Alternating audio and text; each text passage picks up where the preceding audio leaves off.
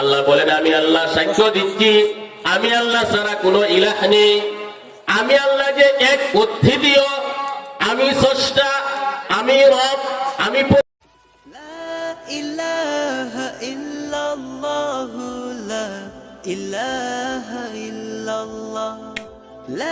প্রতিপালক। এর সাক্ষী আমার সকল ফেরেশতারা দিচ্ছেন, ওয়াল মালাইকা, সকল ফেরেশতারা সাক্ষ্য দিচ্ছেন আল্লাহ এক অদ্বিতীয়। সাথে সাথে হযরত উলামায়ে কেরাম, আলেম সমাজকে আল্লাহ তাআলা সম্পৃক্ত করেছেন। আল্লাহ বলেন, ওয়া উলুল ইলমি বিল কিসত, উলামায়ে কেরামও সাক্ষী দেয় আমি আল্লাহ এক অদ্বিতীয়। মুহতারাম হাজিরিন, আল্লাহর তাওহীদ সম্পর্কে আল্লাহ যেখানে সাক্ষী দিচ্ছেন, আল্লাহ সাক্ষীর সাথে ফেরেশতাদেরকে সম্পৃক্ত করেছেন, সাথে সাথে উলামায়ে কেরামকে আল্লাহ তাআলা সম্পৃক্ত করেছেন। তাহলে বোঝা যাচ্ছে আলেম সমাজের মর্যাদা কি পরিমাণ। সম্মানিত হাজিরিন, বিশ্ব সম্রাট সুলাইমান আলাইহিস সালাম, উনি সারা পৃথিবী বাদশা ছিলেন। হুদহুদ পাখি অনুপস্থিত, সুলাইমান আলাইহিস সালাম ক্ষিপ্ত হয়ে গেলেন। কি হলো? হুদহুদ পাখিকে দেখতে পাচ্ছি না, তাকে কঠিন শাস্তি দিব যদি প্রমাণ না দিতে পারে কেন সে অনুপস্থিত। কিছুক্ষণের মধ্যে হুদহুদ পাখি উপস্থিত। হুদহুদ পাখি বলল, হে বাদশাহ, আমি সাবা সাম্রাজ্য থেকে এসেছি, সেখানে এক রানীকে দেখে এসেছি, রানী বিলকিস। তার বিশাল সাম্রাজ্য, সবকিছু আল্লাহ তাআলা তাকে দিয়েছেন। তার একটি বিরাট সিংহাসন রয়েছে, ৮০ হাত লম্বা, ৪০ হাত প্রশস্ত, ৩০ হাত উঁচু, হীরা মণিমুক্তা স্বর্ণ জহরত দামি জিনিসের দ্বারা নির্মিত। ৬০টি রাজপ্রাসাদের ভিতরে তা তালাবদ্ধ রাখা হয়েছে। কিন্তু তারা আল্লাহর পূজা, আল্লাহর ইবাদত করে না, সূর্যের পূজা করে। এই তথ্য পেশ করার পর সুলাইমান আলাইহিস সালাম সাথে সাথে বললেন, আমি তদন্ত করব তা সত্য কিনা। তদন্ত করলেন। এক পর্যায়ে সুলাইমান আলাইহিস সালাম বললেন, বাইতুল মুকাদ্দাস এলাকা থেকে বসে ১০০ মাইল দূর সাবা সাম্রাজ্যে রানী বিলকিসের একটি বিরাট সিংহাসন রয়েছে, ৮০ হাত লম্বা, ৪০ হাত প্রশস্ত, ৩০ হাত উঁচু, হীরা মণিমুক্তা স্বর্ণ দামি ধাতু দ্বারা প্রস্তুতকৃত, ৬০টি দলানের ভিতর তালাবদ্ধ। এই মুহূর্তে আমার কাছে কে এনে দিতে পারবে? বিশ্ব সম্রাট সুলাইমান আলাইহিস সালাম জিনদেরকে নিয়ে এবং তার সেনাবাহিনী, মন্ত্রী পরিষদ সবাইকে নিয়ে তখন জরুরি মিটিং করছিলেন। এই মিটিং এর মধ্যে অনেক জিন ছিল। যখন সুলাইমান আলাইহিস সালাম প্রস্তাব করলেন ১০০ মাইল দূর থেকে এই রানী বিলকিসের তালাবদ্ধ এই বিরাট বড় সিংহাসন এই মুহূর্তে কে এনে দিতে পারবে? সবাই নীরব নিস্তব্ধ। জাকওয়ান নামে এক শক্তিশালী জিন ছিল। জিনে বলল, ক্বালা ইফরিতুম মিনাল জিন আনা আতিকা বিহি ক্বাবলা আন তাকুমা মিন মাকামিক ওয়া ইন্নী আলাইহি লাকাবিয়্যুন আমিন। শক্তিশালী জাকওয়ান নামে এক জিন বলল, মহামান্য বাদশাহ, আপনি বসা থেকে দাঁড়াবেন, এর মধ্যে এই বিরাট বড় সিংহাসন আপনার সামনে আমি উপস্থিত করব। আমি শক্তিশালী, বিশ্বস্ত। সুলাইমান আলাইহিস সালাম বললেন, না না না, এত সময় দেওয়া যাবে না, আরো দ্রুত কে আনতে পারবে? একজন আলিম ছিলেন, মানুষের মধ্য থেকে একজন আলিম, আসিফ ইবনে বরখিয়া। قال الذي عنده علم من الكتاب أنا آتيك به قبل أن يرتد إليك طرفك فلما رآه عنده مستقرا قال هذا من فضل ربي।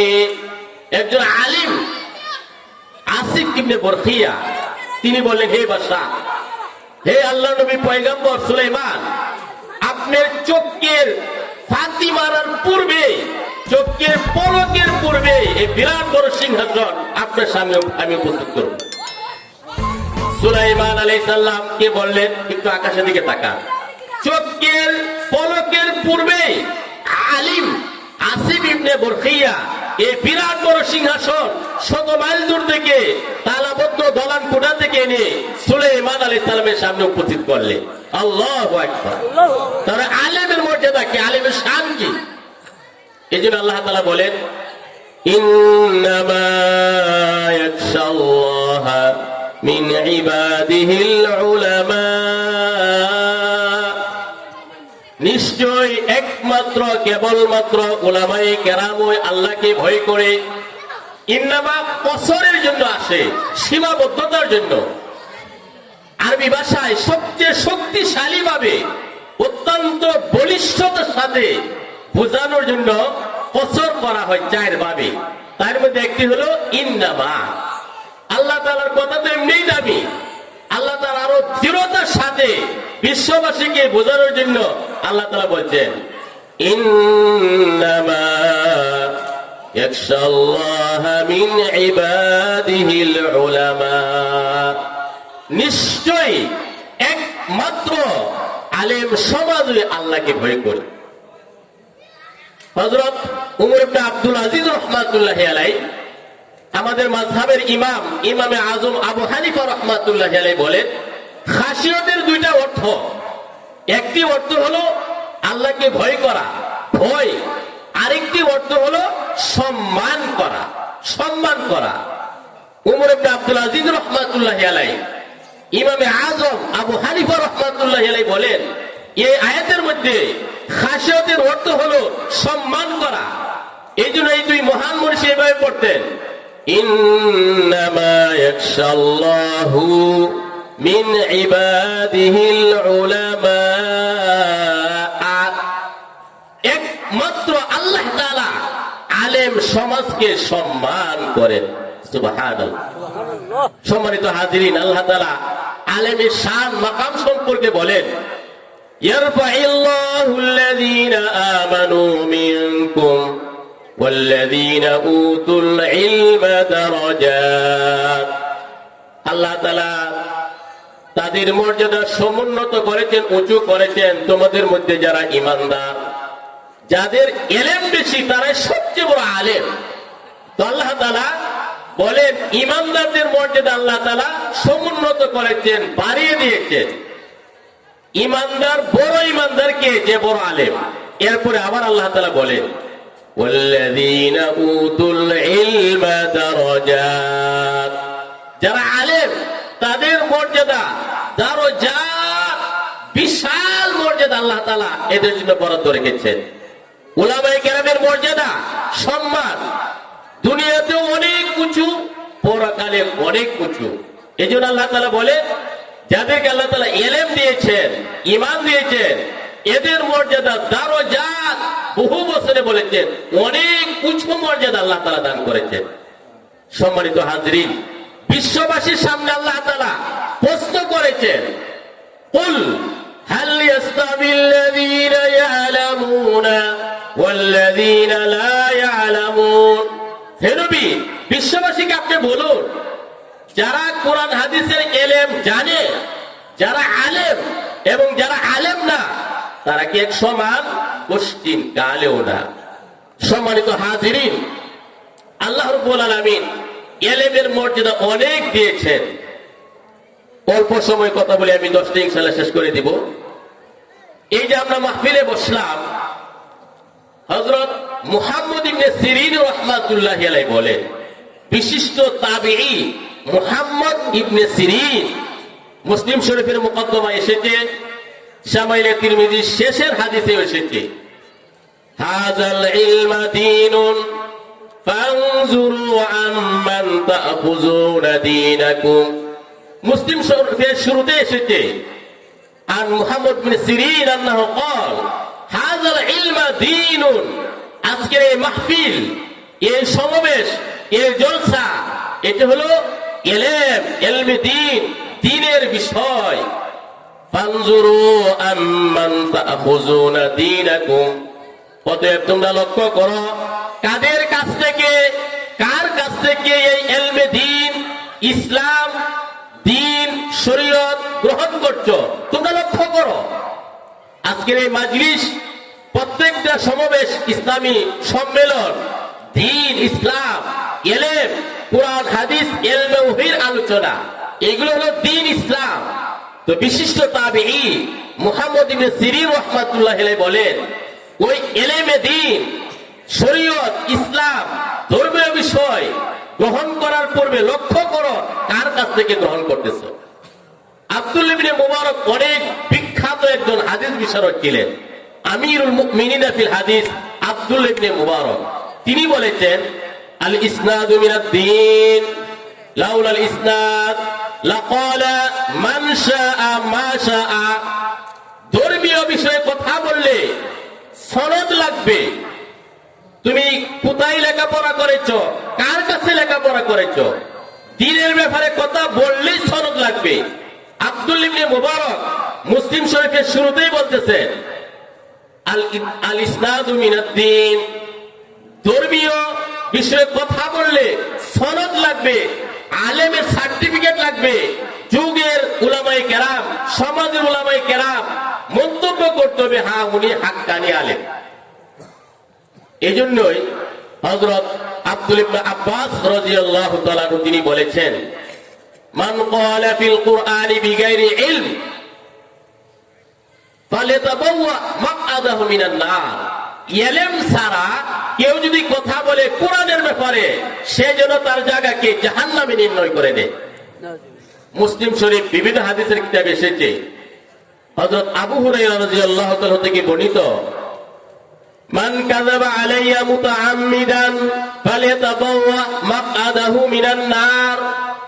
ইচ্ছাকৃতভাবে আমি নবী বলি নাই, কিন্তু আমি বলেছি যে বলবে, সে যেন তার জায়গা জাহান্নামে নির্ণয় করে নেয়। এই জন্য অনেক বিজ্ঞ বড় বড় সাহাবায়ে কেরাম হাদিস বলতেন না। ইবনে মাজাহ শরীফের মধ্যে একটি অধ্যায় আছে, বাবু তাওয়াক্কুই ফিল হাদিসি আর রাসূলিল্লাহি সাল্লাল্লাহু আলাইহি ওয়াসাল্লাম। হাদিস বর্ণনার ক্ষেত্রে সর্বোচ্চ সতর্কতা অবলম্বন করা। অনেক বড় বড় সাহাবায়ে কেরাম হাদিস বলতেন না। কেন বলতেন না? যদি একটু এরফের হয় জাহান্নামে যেতে হবে। এই জন্যই খুলাফায়ে রাশিদিনের হাদিস খুব কম, বিজ্ঞ বিজ্ঞ উলামায়ের হাদিস খুব কম। সম্মানিত হাজিরিন, হযরত জুনদুব রাদিয়াল্লাহু তাআলা বলেছেন, মান ক্বালা ফিল কুরআনি বিরাইহি, কুরআন থেকে নিজের মন মতো কেউ যদি বলে, ফাসবা, সঠিক যদি বলে, ফাকাদ আখতা, সে ভুল করলো। কুরআন থেকে বিজ্ঞ যোগ্য আলেম না হয়ে বাংলা তাফসীর থেকে দেখি যদি কেউ বলে, সঠিক বললেও সে অপরাধী করলো, সে পাপিষ্ঠ, পাপাত্তা। ইমাম বুখারী রাহমাতুল্লাহি আলাইহি এই জন্যই বুখারী শরীফের শিরোনাম কায়েম করেছেন, বাবুল ইলমি ক্বাবলাল কওলি ওয়াল আমাল ফা'লাম আন্নাহু লা ইলাহা ইল্লাল্লাহ। ইমাম বুখারী রাহমাতুল্লাহি আলাইহি শিরোনাম কায়েম করেছেন, কথা বলার পূর্বে, বক্তব্যের পূর্বে ইলম জরুরি। ইলম ছাড়া কোনো কথা বলা যাবে না, ইলম ছাড়া কোনো আমল করা যাবে না। দলিল পেশ করেছেন, আল্লাহ বলেছেন, ফা'লাম আন্নাহু লা ইলাহা ইল্লাল্লাহ। আল্লাহকে বলছেন ইলম অর্জন করো, এরপর আমল করো। এইজন্য ইলম ছাড়া কোনো কথা গ্রহণযোগ্য না, ইলম ছাড়া কোনো আমল গ্রহণযোগ্য না। সম্মানিত হাজিরিন, এই ধর্মীয় জলসা, মাহফিল, শরীয়ত, ইলম ওহীর আলোচনা আমাদের সমাজে অনেক সময় এটা তুচ্ছ-তাচ্ছিল্যের দৃষ্টিতে দেখা যায়। অনেক এলাকায় আমরা দেখি 26 ইঞ্চি বক্তা আনছে, অনেক এলাকায় দেখা যায় শিশু ছেলে বক্তব্য রাখছে, অনেক এলাকায় দেখা যায় বিজ্ঞ আলেম না, কিন্তু তাকে আনা হচ্ছে। এটা ইসলামকে বিকৃত করা, ইসলামকে তুচ্ছ-তাচ্ছিল্য করা। ইসলাম, ইসলামের জায়গায় রাখার জন্য যুগের মধ্যে, সমাজের মধ্যে যোগ্য বিজ্ঞ যে আলেম, তার কথা শুনতে হবে এবং ইলম অনুযায়ী আমল করতে হবে। ইলম ছাড়া যদি কোনো আমল করা হয়, আল্লাহর কাছে এটা গ্রহণযোগ্য হবে না। সম্মানিত হাজিরিন, আমার মৌজু ইচ্ছা ছিল অন্য একটা কিছু, যেহেতু সময় কম, আর আমি আসলাম এই এলাকায়, আজকের এই মাহফিলে আশপাশে অনেক উলামায়ে কেরামের সাথে আমার সাক্ষাৎ হয়েছে। এই জন্য উলামায়ে কেরামের প্রশংসা করলাম কোরআন থেকে হাদিস থেকে, যেন আল্লাহ তাআলা আমাকে মহব্বত করেন, আলেমদের অন্তর্ভুক্ত আমাকে যেন আল্লাহ করেন, এই আশায়। উহিব্বুস সালিহিনা ওয়া লাস্তু মিনহুম লাআল্লাল্লাহা ইয়ারযুকুনি সালাহা। ইমাম আযম আবু হানিফা রাহমাতুল্লাহি আলাইহি বলতেন, উহিব্বুস সালিহিনা ওয়া লাস্তু মিনহুম, যারা নেককার ভালো মানুষ এদেরকে আমি মহব্বত করি, অথচ আমি তো ভালো না, নেককার না। কেন মহব্বত করি? যেন আল্লাহ তাআলা নেক আমল করার তৌফিক আমাকে দান করেন। তো উলামায়ে কেরামের শান, উলামায়ে কেরামের মাকাম, এই সংক্ষিপ্ত ভাবে বিক্ষিপ্ত আকারে আলোচনা করলাম, যেন আমাকে আল্লাহ তাআলা উলামায়ে কেরামের দলে অন্তর্ভুক্ত করেন। সর্বশেষে আমাদের প্রাণপ্রিয় উস্তাদ হযরতুল আল্লাহ শাইখুল মাশায়েখ, শাইখুত তাফসীর ওয়াল হাদিস আল্লামা শামসুল ইসলাম রহিমাহুল্লাহ নওয়ারাল্লাহু মারকাদা, ওনার উচ্চ মাকাম রুহের মাগফিরাত কামনা করে আমি এখানে শেষ করছি। ওয়া আখিরু দাওয়ানা আলহামদুলিল্লাহি রাব্বিল আলামিন ওয়াসসালাতু ওয়াসসালামু আলা রাসূলিল কারীম। আসসালামু আলাইকুম ওয়া রাহমাতুল্লাহ। ইলাহা ইল্লাল্লাহু লা ইলাহা ইল্লাল্লাহ লা